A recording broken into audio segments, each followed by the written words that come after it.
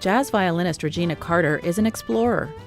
On Southern Comfort, her newest album, Carter delves into her paternal grandfather's era through American roots music of various genres. Preview's editor John Mark Raffis speaks with Carter about her family history and old-time music research. The Detroit native talks about the connection she feels to the American South, where her grandfather was an Alabama coal miner. The violinist also discusses the diverse lineup of songs she selected for the Southern Comfort CD and concert tour.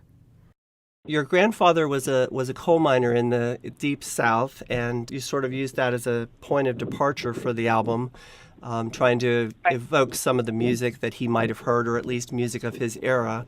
Why don't you tell me a little bit about how you got the idea for the project and why you decided to go forward with it?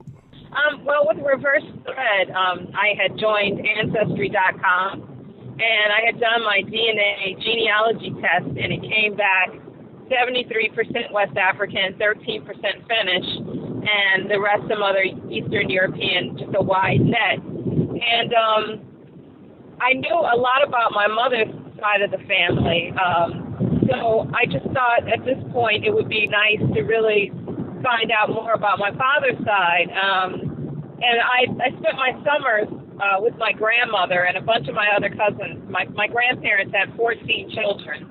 And my father was the oldest. He was a twin, so I have a lot of cousins on my father's side. And we would spend our summers down with my grandmother. My grandfather had passed away before I was born.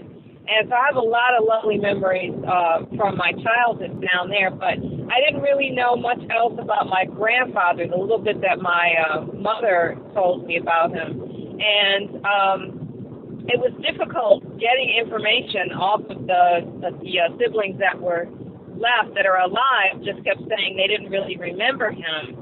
And what I found, not only trying to get information about him, but just historically things about other things in the past, is that a lot of times when people don't want to remember things or they don't want to talk about things because they're too painful or too ugly, they destroyed a lot of information, and that's what happened on my father's side of the family. They said that they burned a lot of information, so there's no physical information. So I found Ancestry to be quite helpful, and actually I was able to link up with some other cousins through that site, and some of my aunts who were married to my father's brothers, and they had information that was really helpful for me. But in listening to the music, just trying to see what music might have been popular at that time, and I was really amazed to find some actual recordings.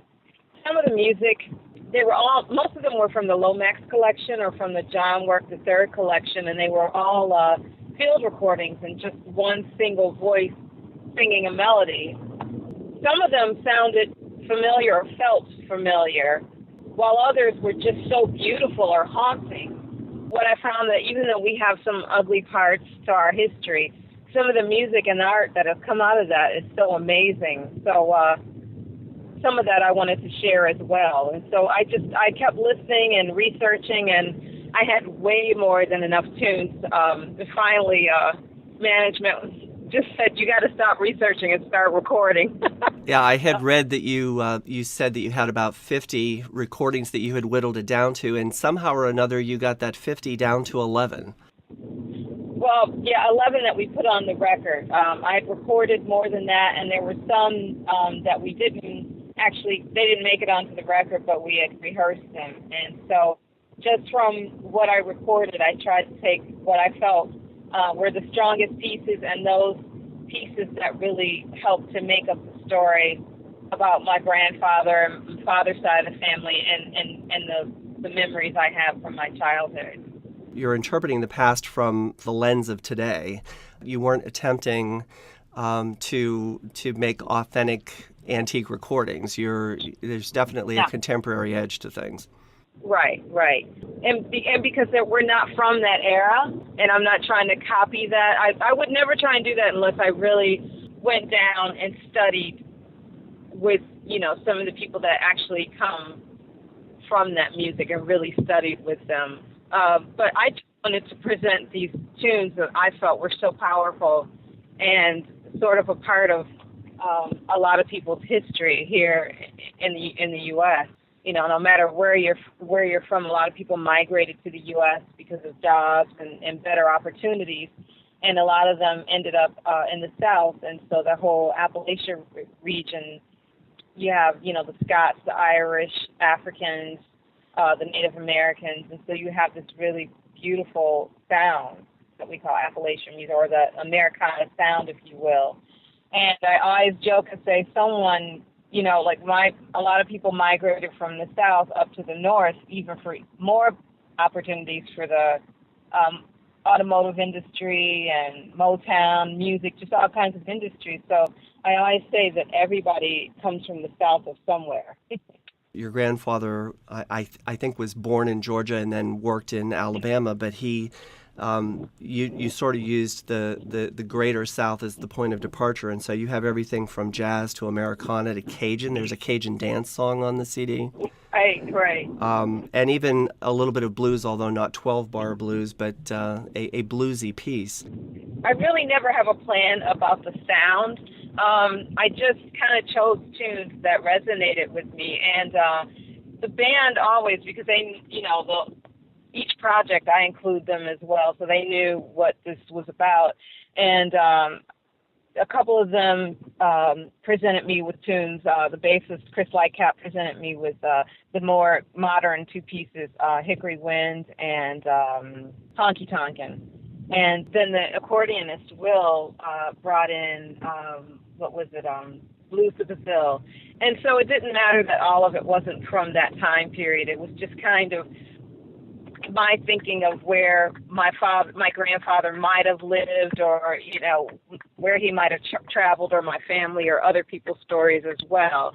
And the thing was, especially with Blues to Brazil, there was a story that really captivated me about Amadi Adouan. He was a great musician out of Louisiana, and so many of the musicians really respect him and love his music. And he loved playing music so much. And there was a white family that would always hire him for parties, and then some of the men would get drunk, and the more they drank, they would forget that they had hired him, or why he was there, and they would chase him from the party. And one time he was playing a party, and he was sweating so much, and one of the women, a white woman, dabbed his head with her handkerchief, and these men saw red, and they chased him, and they caught him, and they pretty much almost murdered him. I mean, he was not the same after that. So it's pretty powerful,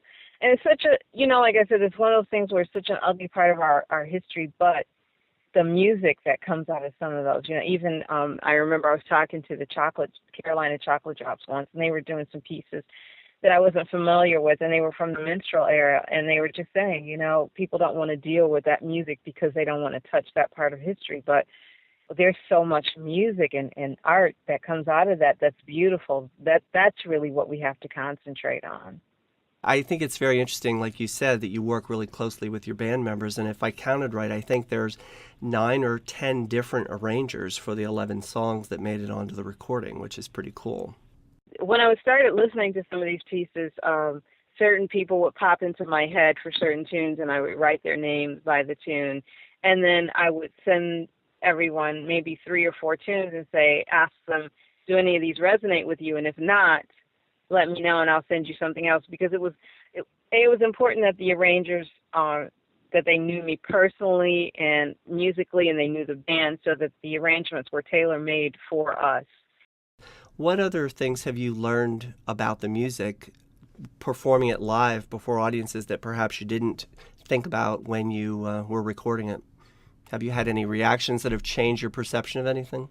Yeah, I was pretty nervous. I mean, I have such a personal relationship to this record, and of course why I'm doing it.